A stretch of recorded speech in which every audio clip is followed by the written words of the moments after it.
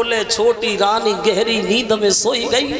और जो छोटी को सोता हुआ देखा तो उत्तानपाद ने मन में सोचा कि अच्छा हो गया, सो गई। एक रानी हमारी और है, बहुत दिन हो गए मिले भी नहीं है, मौका बढ़िया है, चलो बड़ी के पास चलते हैं। छोटी को सोता छोड़ दिया। बोले तुम सोती रहो, इतनी सो जिंदगी में कभी जगह ही नहीं। आगे बढ़े कि जब ध्यान बड़ी को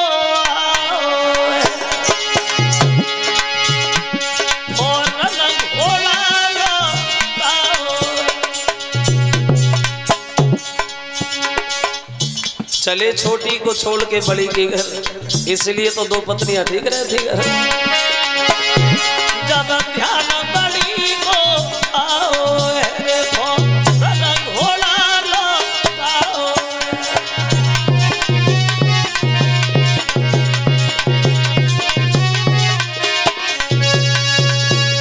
घर में छोटी को सोता छोड़ा और बड़ी के घर खेतों पे पहुंची। जैसे ही बड़ी रानी ने अपने पति को दूर से आता हुआ देखा, बड़ा सम्मान किया और दोनों हाथ जोड़ के सामने जाके खड़ी हो गई। बोली महाराज आप और हमारे घर में इतनी रात को कहां से आए? तो कहने लगे शिकार खेलने गए थे, घर पे आया, छोटी सो रही थी, मन में विचार किया तुमसे ही मिल लिया जाए, चला आया। तो बोली प्रभु आप भूखे भी होंगे। अब देखो कुछ नहीं रखा है, जौ की रोटी रखी है, महाराज नमक के साथ उस जौ की रोटी को ही खाते हैं। और अपनी बड़ी रानी को समझाते हैं कि कितनी बार मैंने तुमसे मना किया था कि मेरी शादी न करा, लेकिन तुमने एक बात मेरी नहीं मानी, तुमने अपने हाथ से अपने जिंदगी में जहर घोल लिया।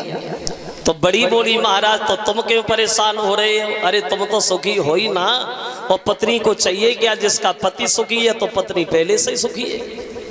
चाहिए क्या पति को? अगर सुखी है तो पत्नी उसी में सुखी है।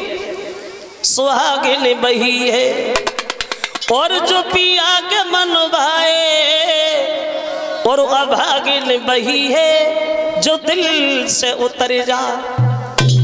सुहागिन बही है जो पिया के मन भाए, और अभागिन बही है जो दिल से उतर जाए। ये हम लोग कह देते। एक दिन इसका बिल्कुल उल्टा लिखा हुआ देखा। एक ट्रक के पीछे प्लेट पे लिखा था, ये ट्रक ड्राइवर बड़ा बढ़िया बढ़िया बातें लिखवाते।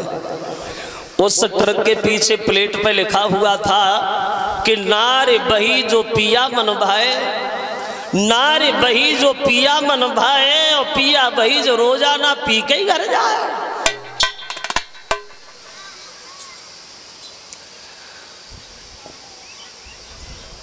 एक विद्वान ये कल्पना करता है, एक कवि ये कहता है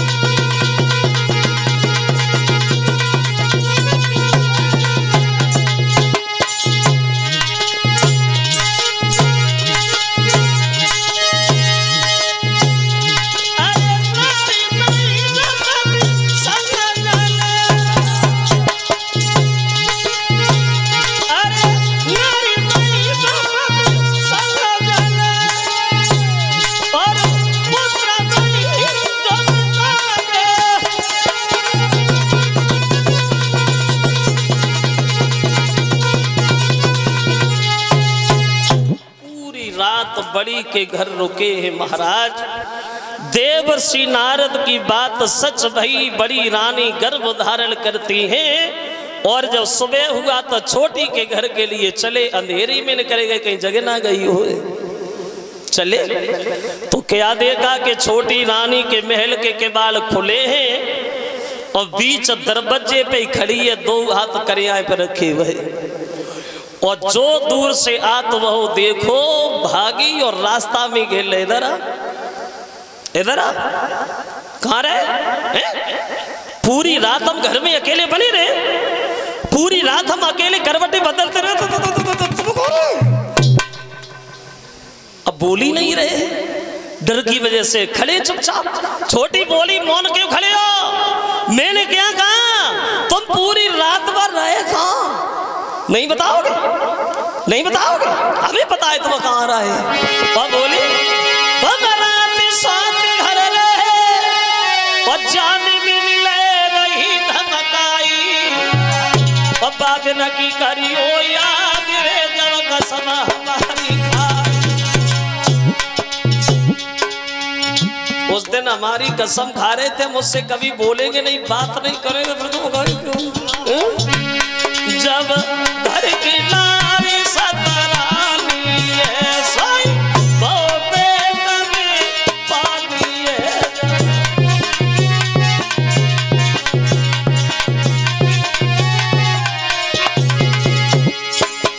जब घर की नारी सतरानी है सोई वो पेट में पानी है।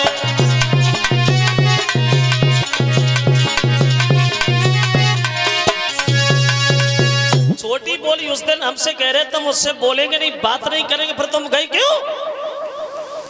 तान पाद कहने लगे पागल औरत, आते आते तूने जिसका सारा सुख छीन लिया हो, आते आते तूने जिसे रानी से दासी बना दिया हो, तो अब भी तेरे दिल में उसके लिए कोई जगह नहीं, तो उसे जिंदा क्यों छोड़िए? ये तलवार ले उसे मार के नहीं देती? जब देखो तो उसी की बात, जब देखो तो उसी की बात, उसके अलावा तेरी जुबान में बात भी नहीं आती। छोटी बोली तो इसका मतलब ये है कि तुम मान नहीं गई, और हमने सोचा कि वहीं चले गए, जाना भी नहीं बताई देती अच्छी तरीका से, कभी देख लिया उधर तो रहने लगे घर में। इधर बड़ी रानी भी गर्भ धारण करती है, कुछ समय के बाद छोटी भी गर्भ धारण करती है। अब तो आंगन में बड़ा आनंद है, लेकिन दोनों रानियों में अंतर हो गया। कितना? बड़ी रानी के जब पेट में बच्चा आया तो उसे उतना ही काम करना पड़ रहा है जितना वो पहले किया करती थी, और जब छोटी रानी ने गर्भ धारण किया तो चारपाई से नीचे कदम नहीं रखना पड़ रहा है। हजारों दासियां सेवा करने के लिए तैयार खड़ी है, कोई दासी पैर दबा रही है, कोई दासी हाथ दबा रही है, कोई दासी सर दबा रही है, कोई दासी पीठ दबा रही है, और काऊ दासी को जगह न मिल रही है तो दासी दासी को ही दबाई रही है। एक ही पति की पत्नियां हैं, लेकिन जब दोनों ने गर्भ धारण किए तो अंतर हो गया। देखिए, तो एक ने किया गर्भाधारण, वो उस दिन से पलंग न छोड़ा है।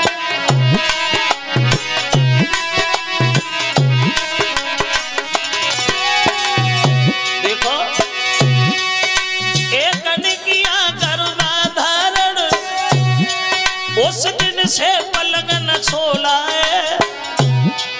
एक ने बराबर आज तलक खेतों का नाज बटोरा है।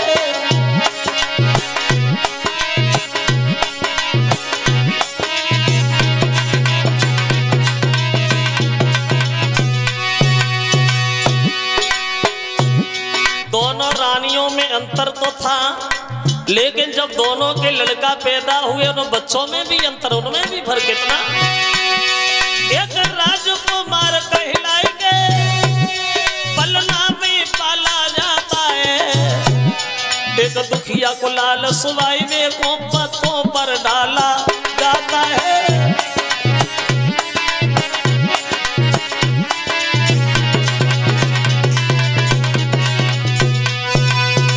दोनों रानियों में अंतर था, लेकिन बच्चा हुए बच्चों में भी अंतर हो गया। बड़ी रानी के जब खेतों पे लड़का पैदा हुआ तो उसे कोई देखने नहीं गया, और जब छोटी के घर में लड़का पैदा हुआ तो गांव की हजारों औरतें ढोलक बाजे लेके दरवाजे पे बधाई गाने पहुंच गए। एक अगर आराम से पालना में सो रहा है तो दूसरा उधर खेतों पे भूखा पत्तों पे रो रहा है, उसे कोई गोद में लेने वाला भी नहीं है। एक अगर सर्दियों में गर्म वस्त्र पहने हैं तो दूसरा उधर सर्दी के मारे खेतों पे ठिठुर रहा है। दोनों बच्चों के नाम रखे गए, नामकरण संस्कार हुआ। बड़ी रानी के जो लड़का पैदा हुआ उसका नाम रखा गया ध्रुव। ध्रुव। और इधर जो छोटी के घर में लड़का पैदा हुआ उसका नाम रख दिया गया उत्तम। ध्रुव और उत्तम। अपनी किस्मत के अनुसार दोनों बच्चा आंगन में समझदार होने लगे। देखिए भगवान की लीला। आंगन में धीरे धीरे श्यामे भय गौलाला।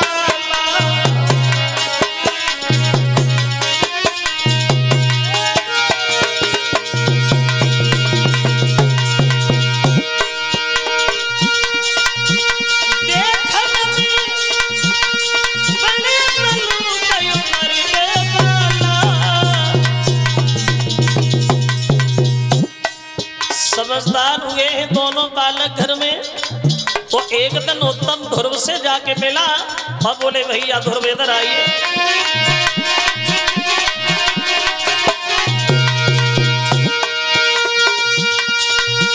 महाराज ध्रुव पर पकड़ा हंसती हाथ और चलिए भैया संग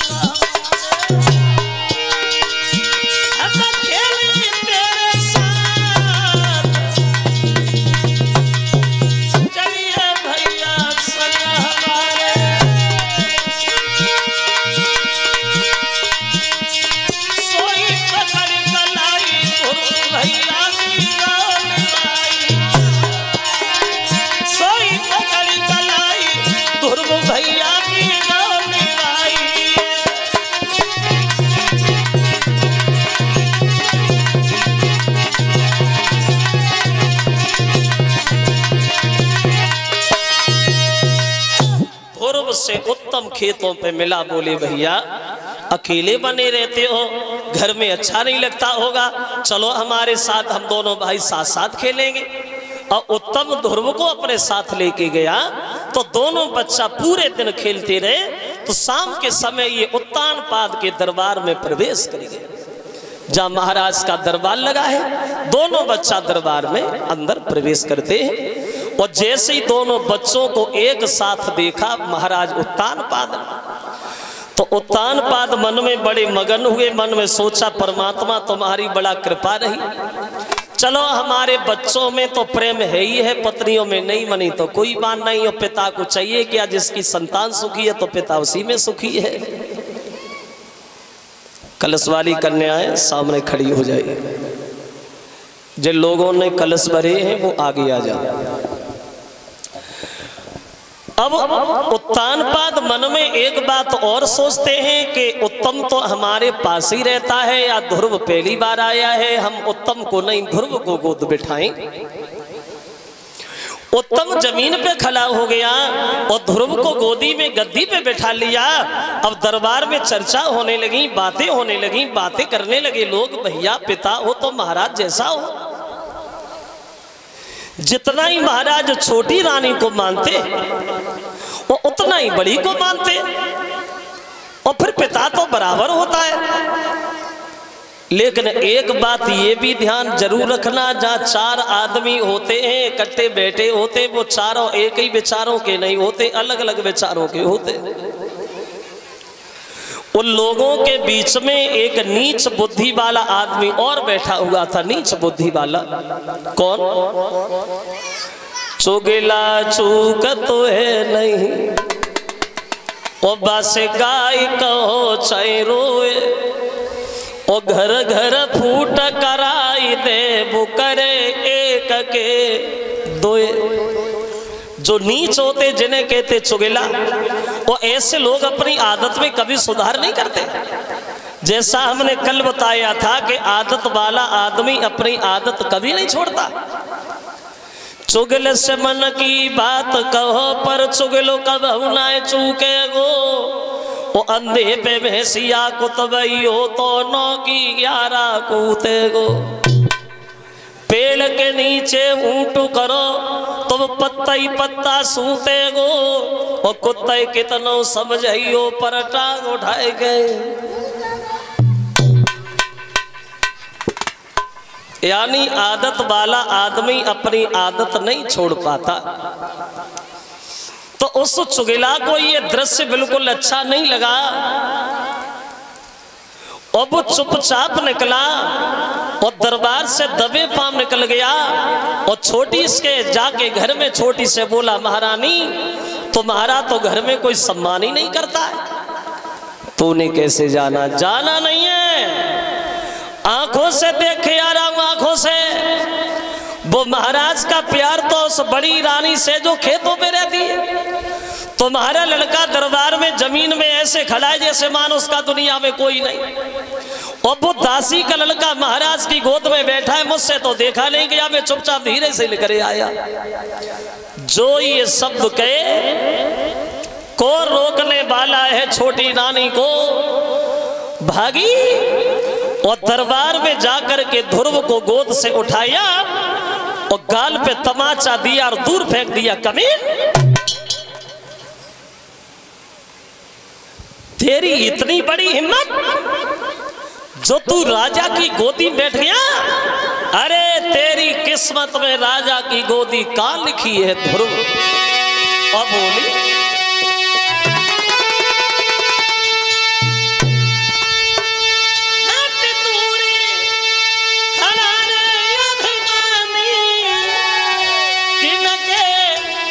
बराबर आया है।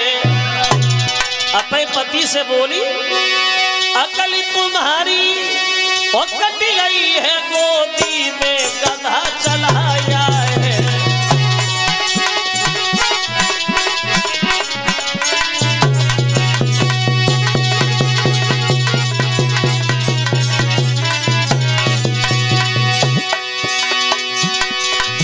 तेरी किस्मत नहीं है जो राजा की गोदी मिले, क्या कि तू दासी का लगा है। और किस्मत इसलिए नहीं है क्योंकि तूने भजन नहीं किया ध्रुव। अगर पूर्व जन्म में भजन करता तो दासी का नहीं मेरा लड़का बनता तो तुझे गोदी मिलती। और बोले, ओ ध्रुव पूर्व भी रो तूने थोड़ा भी भजन किया होता तो उत्तम के बदले तूने मेरी गोदी से जन्म लिया होता।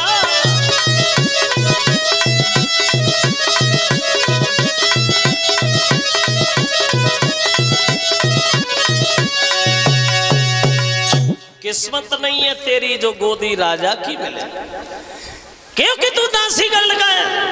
और किस्मत इसलिए नहीं है तूने भजन नहीं किया, अगर भजन करता तो दासी का नहीं मेरा लड़का बनता तो गोदी मिलती। तो ध्रुव रोने लगे, मौसी भूल हो गई, धोखा से आ गया, अब नहीं आएंगे। छोटी बोली, इधर दोबारा आया मैंने देखा तो तेरी दोनों आंखें निकालूंगी जा जा। और बोली,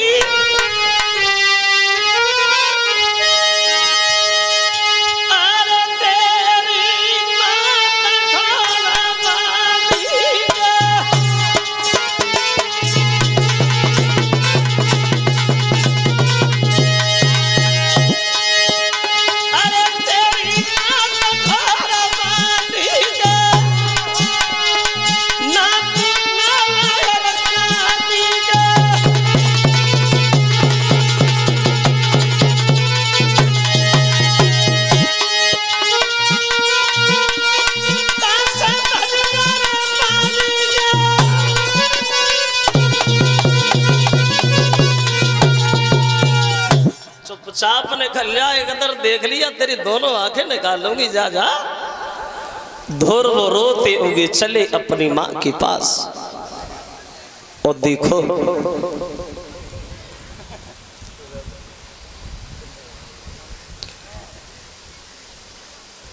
वैसे हमारे दिमाग में आया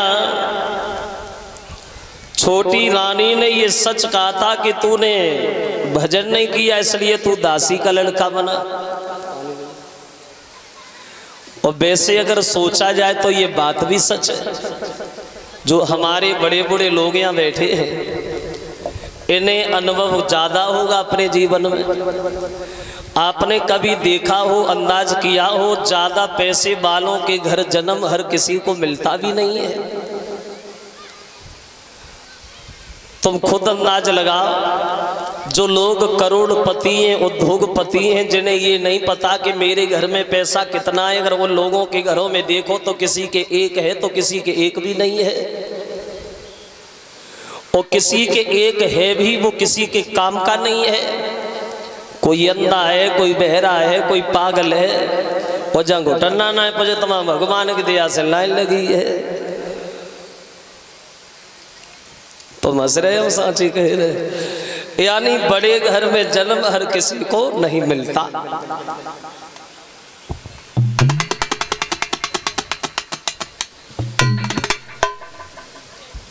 तो ये ध्रुव रोते हुए जब अपनी माँ के पास गए, तो माँ ने जिस समय अपने बच्चे को रोता हुआ देखा है तो भाग करके गोद उठा लिया। ध्रुव क्या हुआ? इधर से जब तुम दोनों भाई गए थे सुबह खेलने के लिए तो हंसते हुए गए थे, और उधर से वापस आए तो रोते हुए आयो। ध्रुव क्या हुआ? क्या तुम दोनों भाइयों में झगड़ा हो गया? क्या तुम दोनों भाई एक दूसरे में झगड़ा करके आए हो? क्या तुम दोनों भाइयों में प्रेम नहीं है? क्यों रोए ध्रुव? तो ध्रुव ने उत्तर दिया, उत्तम भैया हमें बहुत मानता है माँ। आज जब वो पिताजी के दरबार में मुझे लेके गया तो मैंने पिताजी से कुछ नहीं कहा। उन्होंने जब हमें आता हुआ देखा मैया, बबुला ने आदर से मैया मोई गोद में बैठारो,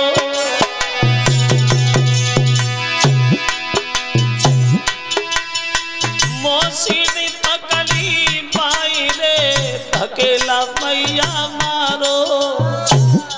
हे माँ, पिता ने मुझे गोद ले लिया, मौसी पता नहीं कहां से आई मुझे डांटने लगी मैया। तो माँ ने उत्तर दिया, बेटा तो मौसी ने डांट दिया तो इसमें रोने की क्या बात, मौसी भी तो माँ होती है, भूल जा। तो ध्रुव कहने लगे मैया हमें मौसी के मारने का कोई दुख नहीं है, अगर मौसी हमें जान से भी मार देती तो